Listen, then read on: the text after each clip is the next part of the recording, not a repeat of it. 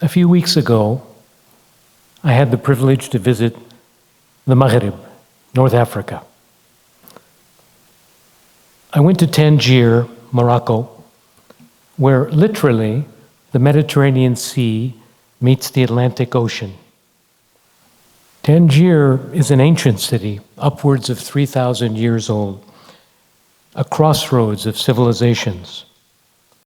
Some parts of the city have not changed much over the past hundreds of years, especially the ancient Medina. I had a special reason for going to Tangier, to learn more about the world's most famous tangerine. No, not this one. Some of you may not know that people from Tangiers have historically been called tangerines.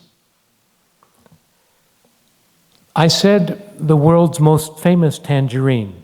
So let's put this hypothesis to the test. Raise your hands if you've ever heard of Marco Polo. Anybody? Yeah, it looks like 100%. How about Christopher Columbus? Raise your hands. 100%. Maybe Vasco da Gama. Raise your hands. All right, 95%. Sir Francis Drake, 95%. Clearly, these are well-known explorers. Now raise your hand if you've heard of Shamsuddin Abu Abdullah Muhammad ibn Muhammad ibn Ibrahim ibn Muhammad ibn Yusuf al-Lawati at-Tanji.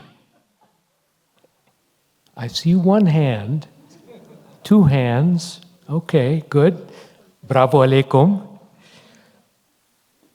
Maybe you know him by his nickname, Ibn Battuta. Okay, now we're seeing some hands. Ibn Battuta is widely regarded as the most prodigious traveler in pre-modern history. He traveled about 75,000 miles. That's 5 times more than Marco Polo, and he began 167 years before Columbus set sail for the New World. In fact, Ibn Battuta traveled the same distance as Columbus, Marco Polo, and Vasco da Gama combined. And Sir Francis Drake, who's credited for circumnavigating the globe 250 years later, only traveled 2/3 the distance of Ibn Battuta. But unlike those other explorers, Ibn Battuta traveled primarily overland, not by ship, through some of the world's most unforgiving terrain. And unlike traveling by ship, Ibn Battuta's terrestrial experience allowed him to directly interact with the peoples and cultures of the world. Ibn Battuta was born in 1304 at the turn of the 14th century. He began traveling on June 14th, 1325. That's right. In a couple of months, it will be exactly 700 years since he started his journeys. He left Tangier at the tender age of 21 years old to perform a Hajj pilgrimage to Mecca, a journey that would normally take about 1.5 years. But somewhere along the way, he was bitten by the travel bug, and probably some other bugs too. He would not return home to Morocco for another 24 years. Think about that for a moment. When life expectancy in those days was 30 to 35 years, hitting the road for 24 years is truly extraordinary. And how difficult it must have been for him and his family to say goodbye, knowing that they might never see each other again. As he said in his memories, "I set out alone, having neither fellow traveler in whose companionship I might find cheer, nor caravan whose part I might join. I forsook my home as birds forsake their nests. My parents, being yet in the bonds of life, it weighed sorely upon me to part from them, and both they and I were afflicted with sorrow at this separation. Sure enough, his parents passed away while he was traveling, so they never had an opportunity really to say goodbye. Can you imagine? When I was 18, a buddy and I backpacked across Europe for 3 months. This was way before internet and cell phones, and it was possible to communicate with home, but it was crazy expensive to make an international call. If you did, you had to make sure it was pretty short, like, "Hi, Mom, send cash, bye." Of course, I expected to see my parents when I got home, and alhamdulillah, I did. We don't know if Ibn Battuta communicated with his parents while he was on the road, but it's unlikely that he did so because he kept no diary. Wait, did I really say that this guy traveled the earth for 30 years and he never kept a travelogue? That's right.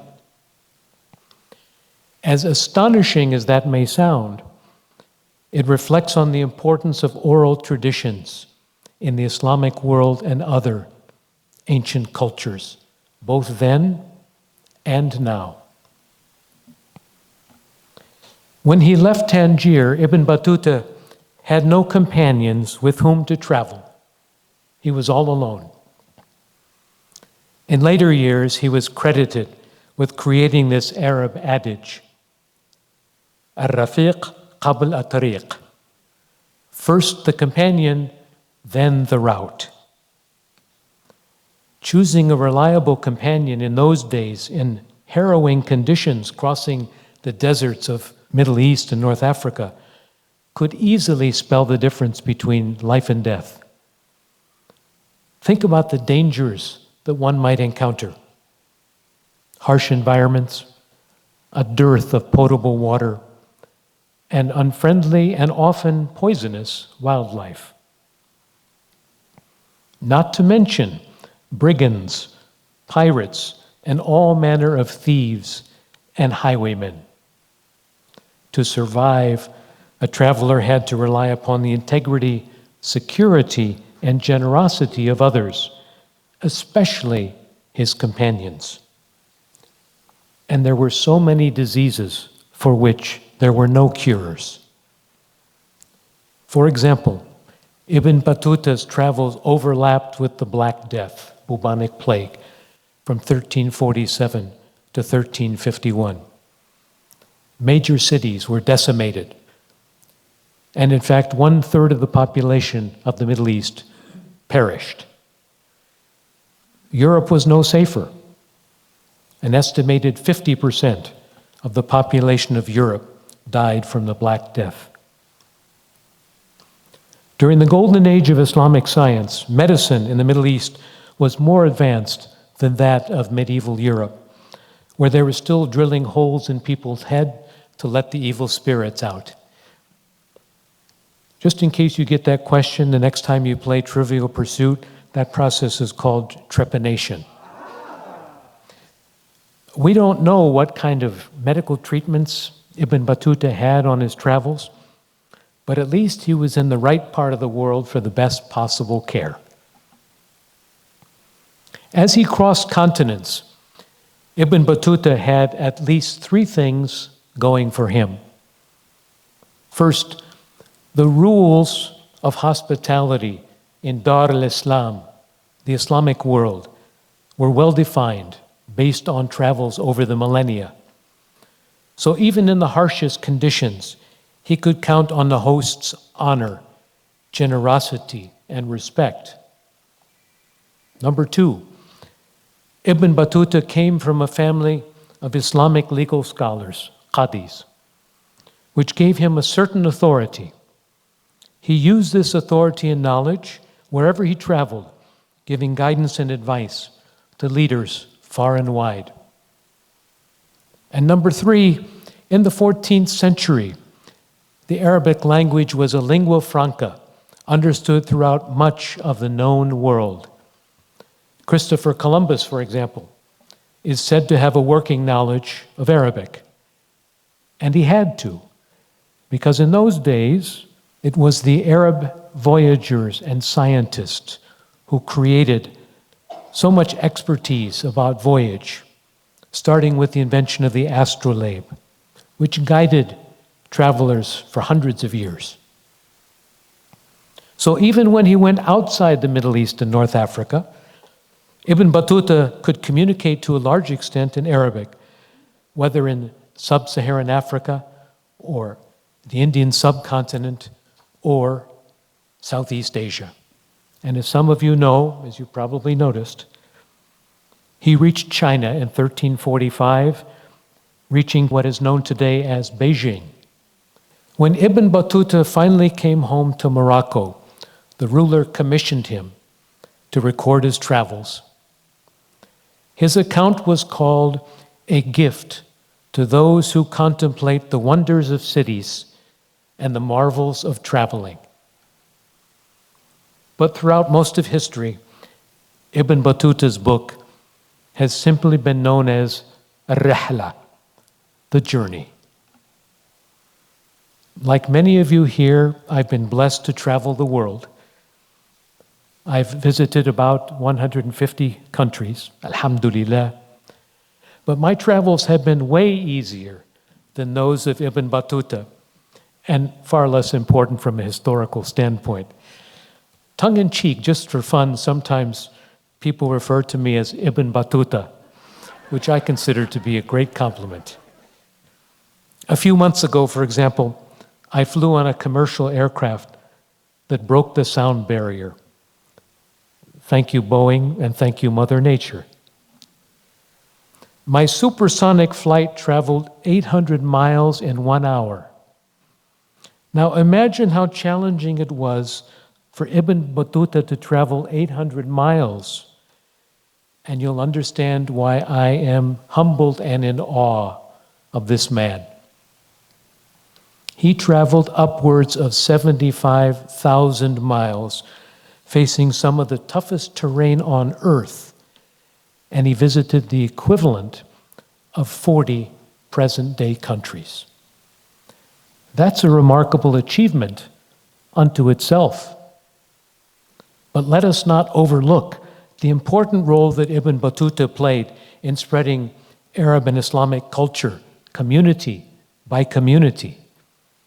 Imagine the stories that he must have told and the insights that he must have shared as he made his travels all over the world. Some of this, of course, is lost to history, but it's clear that he played a singular role in promoting governance, jurisprudence, science, culture, navigation, and a thoughtful interpretation of Islam. In a sense, he was North Africa's first ambassador, an emissary who carried a message of tolerance and respect far and wide. And I say that recognizing that we have some extraordinary North African ambassadors with us here tonight. Ibn Battuta returned home to Tangier in 1354, where he lived out his days as an Islamic scholar until his death, apparently in 1369, at the ripe old age of 65. The Ibn Battuta Museum in Tangier has carefully curated his travels. I extend my thanks to the museum, especially Madame Al-Hanash, who helped to make today's presentation possible. She provided the moving map, and the photos, well, those came from me. If you go to Tangier, you need to visit the museum. In addition, I encourage you to visit Ibn Battuta's mausoleum. His tomb may be found in his tidy, modest birthplace. Honoring one of the greatest travelers of all time, the mausoleum is remarkably unassuming, understated, and respectful. An elderly sheikh who has lost his sight takes care of the premises. The sign on the door says, "Ana huna," I'm here, please knock. The tomb doesn't get too many visitors these days, the sheikh told me, and most of these are on a pilgrimage, like myself. It's a very peaceful spot, away from the hustle and bustle of Tangier, a fitting place to rest for a peripatetic traveler who covered much of the known world in the course of 3 decades. In his final years, Ibn Battuta himself put it best. He said, "Traveling leaves you speechless, then it turns you into a storyteller." Ladies and gentlemen, thank you for giving me the opportunity to be your storyteller tonight. Assalamu alaikum.